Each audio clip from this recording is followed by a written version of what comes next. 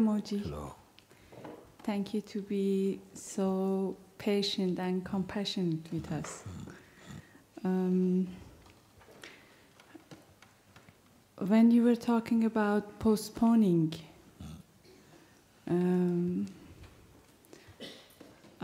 I realized that's actually the main thing, this fear of unknown, because I have a comfortable life and I love you. Every day I listen to you and I enjoy it very much. But then when you say about this step to take and be there, I get so frightened because it's unknown and I am afraid that then everything changes. Although I know it will be okay. Yeah. But there's this big fear that actually I don't want to go there. Yes. The fear is there because presently you feel some comfort from the apparent known. But actually the unknown that you fear, you are the unknown. You are already the unknown. You see? But we imagine, the mind says, well, the unknown, you're into the unknown. The great poet Saint Rumi, didn't he say like this? Knocking at the door, I told you, it opens. I have been knocking from inside, he say like that. Knocking at a door, it opens. I have been knocking from inside. So this knocking is very important, isn't it? This knocking is a seeking. Then the opening comes in response to the seeking. And only when the door opens do you realize your position. He didn't know, he believed, I am out. When the door opens, you realize, but I'm already in. You see? Now you are already inside. You are the unknown itself, and the unknowable actually. Nothing can come to the end of you. But you somehow also have, a notion of ourselves, a cultivated notion of ourselves, that I'm this body, I'm brought up here, I studied here, I've learned the skills of life pretty much, enough for me to feel safe, I have a nice home, I've got a good life. What more? On top of this, I've entered into the realm of spirituality, even better life. And then you come and upset my spirituality by telling me, and now I must go fully into the unknown. Oh, Mooji. It was so comfortable, it was nice, I can watch videos every day, feel good. I have my cat, nice. Nice garden, like this also. No? And I remember one friend, she told me also that she was one time living in Himalayas. And she had a nice life in the Himalaya. But one time she had to come down and she came very close to Lucknow, where my master lived. And a friend told her, you must come and meet Papaji. And she says, no, I don't have time, I'm just here for a few days and so on. No, it's okay, you just come, we're just going to Satsang now, you come. Okay, they go. And she comes sitting in Satsang and she felt the power of the Master's presence. And she began to pray, Papaji, please don't let me fall in love with you. Don't let me fall in love with you. I have a nice life in Himalaya. I have a nice garden and everything. I'm growing my tomatoes. They're doing very well. I don't want to fall in love with you. It's going to crush everything. Sometimes like this, then you are presented, what must I do now then? Is a life only to be comfortable for how long, you see? It's so fine, why not? It's not about to be uncomfortable, you see? But it cannot be the goal, and it cannot be enough. Somehow, if it is enough, it's enough. And for some people, I don't want to disturb. They're happy, good, thank you, bless you, good, I'm on my way. But you, somehow it has arisen inside you, some pull, some urge for truth. Where was this born? I don't know. But something, some pulses inside you to not draw a line to where you will stop. And at the same time, it brings fear inside. Because a part of your life has become domesticated to a certain condition. You feel very happy and yourself is very nice and comfortable. got a nice apartment, good friends around and everything like that. It's just very nice. And why can it just continue just being spiritually, just a bit more fluffed up spiritually? Huh? And then it's perfect. You see? They say, no, but it's not. It's not. You're much more than this. You see, it's not more. But if already this invitation is already triggered some fear, then already it's exposing something that underneath this surface, there's a vulnerability then also.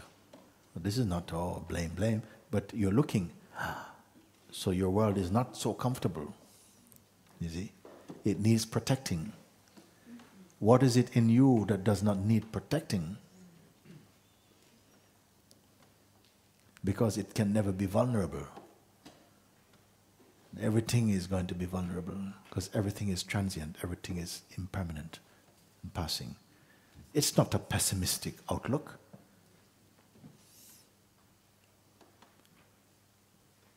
It's not the doom and gloom. It's the nature of things. And the nature of things is that they are impermanent and they come and go. Enjoy their coming and goingness, their momentariness. It's okay, it's fine. You don't have to close your eyes, be one of the three monkeys or nothing. It's okay, you can be in the life. But it cannot be your goal.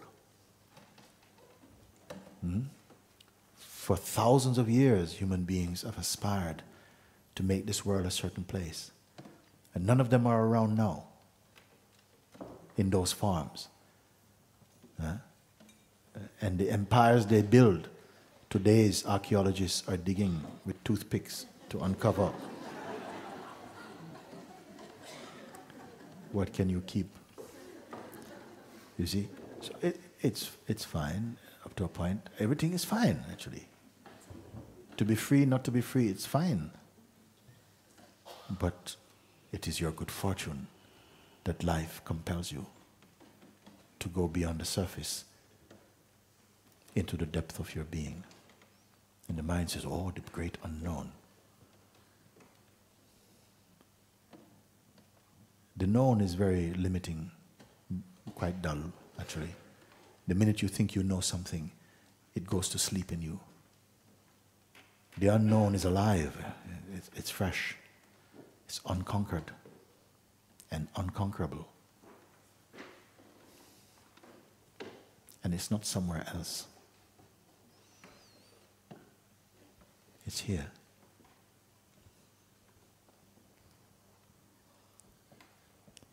So when the fear comes, let's have a look at the fear. No, see, don't run away off here.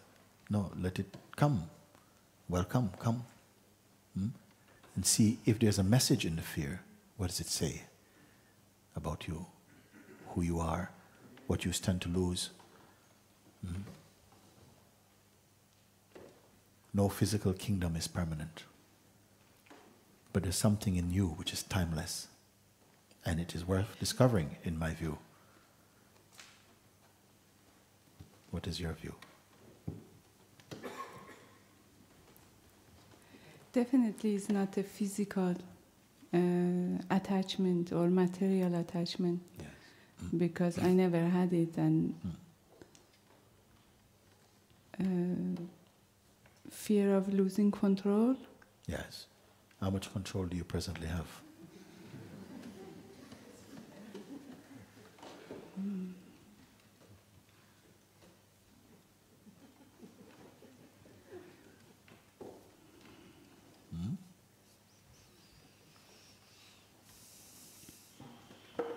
What can you control of life?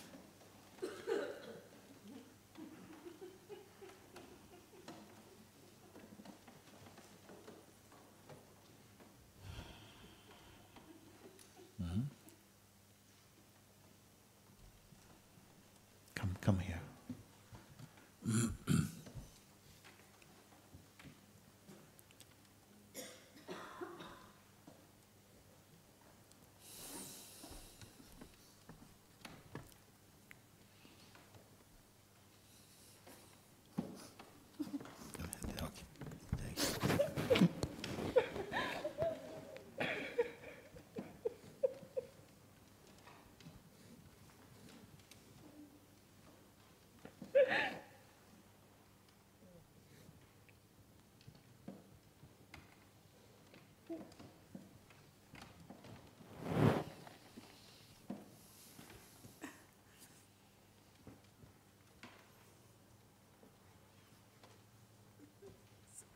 Sometimes I think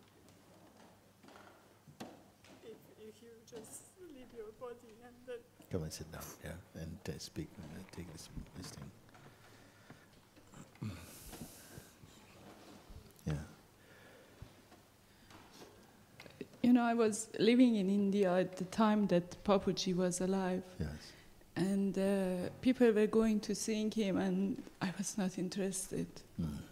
I was very young and living in another ashram.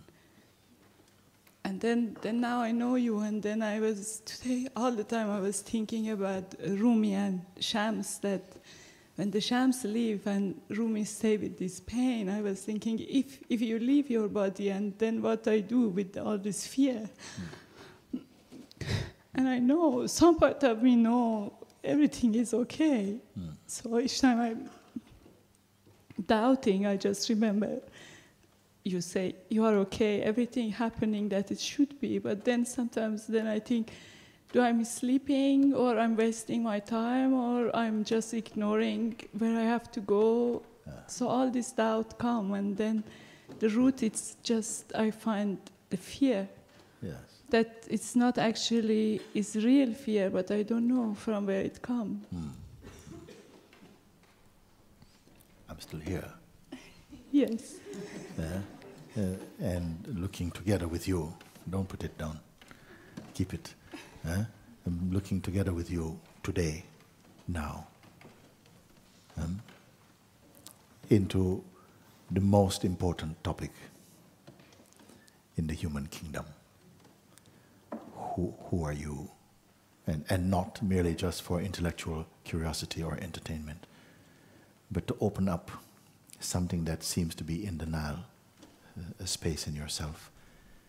And it can seem that life will present you with some alternatives, but placed against the infinite, they are nothing, actually. They're okay, but they're momentary. And rather than spending time in the realm of the relative, trying to make some aspect of the relative that you love, to make it permanent or absolute, why not go straight to where you really are? And it's not painful. If there is pain, it is the pain of holding on to what is not true.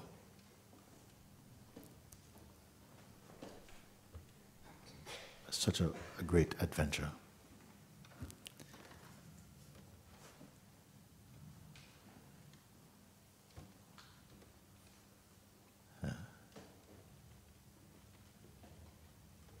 You already know that all that we see and taste, they are beautiful in their own way, but they are momentary. And it is fine in its momentariness. It is okay. But while you have time, find what is timeless. And it's here, you see. It's not that I have to send you somewhere else. And it's never there. It's here, you see, behind that very thin facade of a person.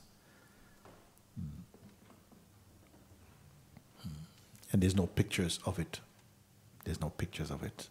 It has no shape. It is not fighting against anything that has shape. It is not fighting against time or change or faith or disbelief. It has no war with anything. You. It's not afraid.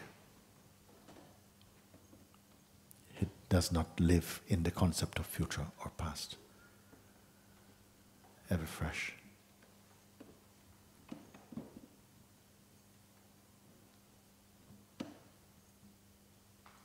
All this is about you.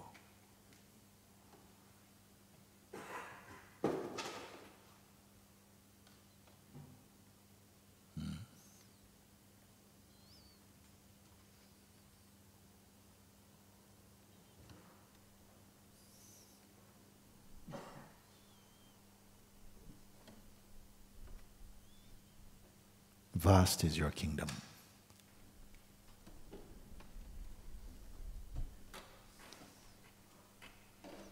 A kingdom that doesn't need protecting. Of course, a layer of our expression may feel vulnerability, and that may still be there from time to time. It may come to the surface, even in the awakened mind. Sometimes momentary, something shoots up from the past that seems to have a kind of power in it. But it quickly dissipates, and easily you will discard. You see? But for now, many people, when these forces arise in them, they are in prolonged state of misery and pain. And this need not be. And in fact, it is a little bit of a calling card, to turn your attention more inside. For so much of our life, our attention is externalized, is always pointing and making contact with what is impermanent. And it is fine. The impermanent is also an expression of consciousness. This is why I say it is all fine, on some level.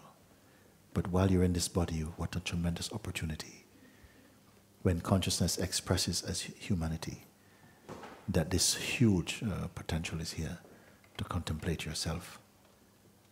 But also to not contemplate yourself. I don't know what brought you to this point where we are sitting facing each other now. I don't know what brings our rivers together like this, at such a confluence.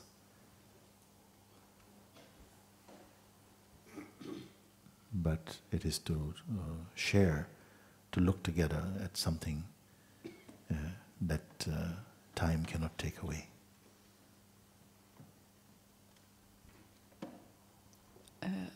I'm tired, actually, of living just life.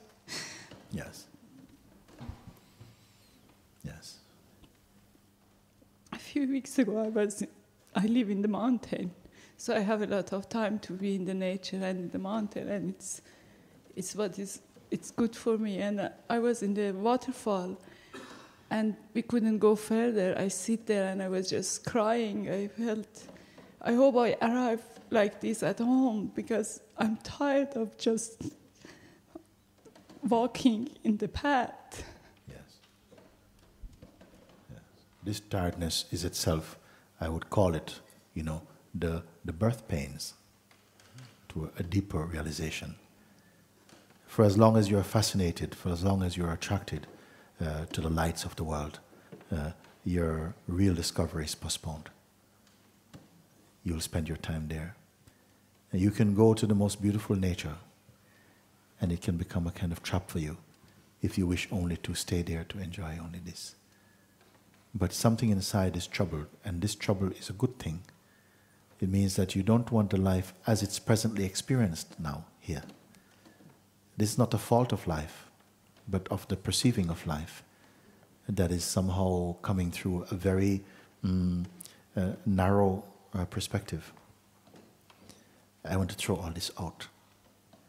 You see, don't be afraid to open your existence to existence. And to not care for yourself so much. We spend so much time caring about ourselves.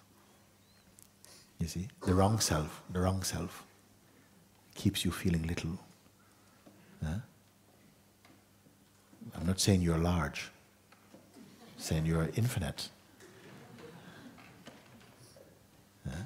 Do you know what it is like when you don't know what tomorrow or the next moment will be? And your mind cannot pick up the past moment? It's so beautiful. It is so beautiful. I don't know what's going to happen. It is so beautiful. What's likely to happen? Nothing. Nothing. It's the mind that says something happened. Until or unless the mind says this thing happens, effectively, experientially, nothing happened. The mind is addicted to experiencing and collecting data, like that is some kind of virtue. But your openness, your emptiness, we miss. We give no value to that from where value arises from. This is why I say seize your chance. No?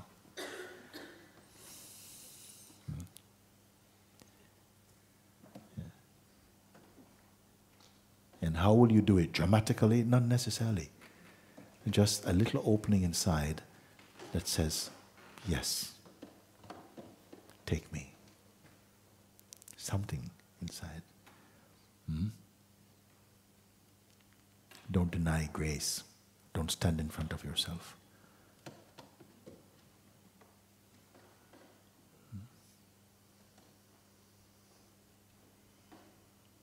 You might have heard me say, I am supremely happy because I have no future.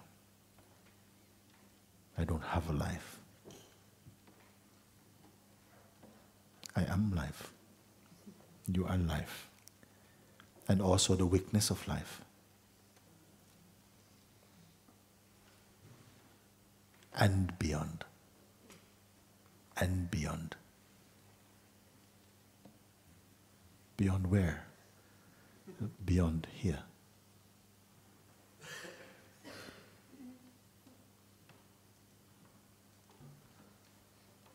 And you don't need any technique. I'm telling you to do something you cannot do. It cannot be done like that. And that is compassion, to tell you what you cannot do. You cannot do it. If you had to do it, you'd be in trouble. Everybody's trying to do it. But here you come to recognize, but somehow I don't know what I am. I used to think I know what I am. I was quite happy with my contours. Now I don't know what I am. I don't know where I'm going. I don't know what I'm about.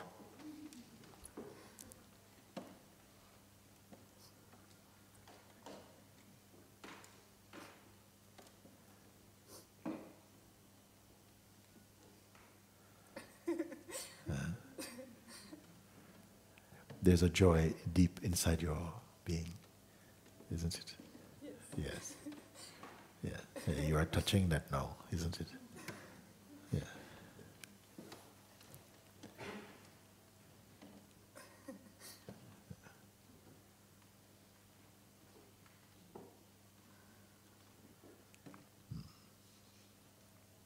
Dissolve in that. But I won't tell you how.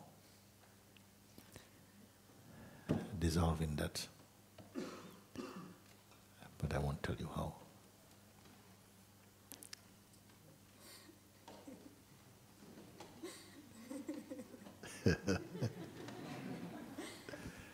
You are so beautiful. Out of your beauty, you say that.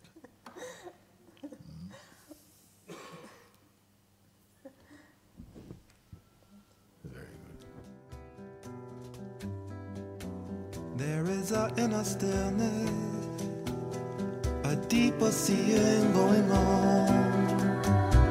Be one with this, to stay as a witness. Be one with this, just be the witness in the seeing. All will change and transform into quietness in the seeing. All will change and transform into silence. Be one with this, to stay as a witness. Be one with this, just be the witness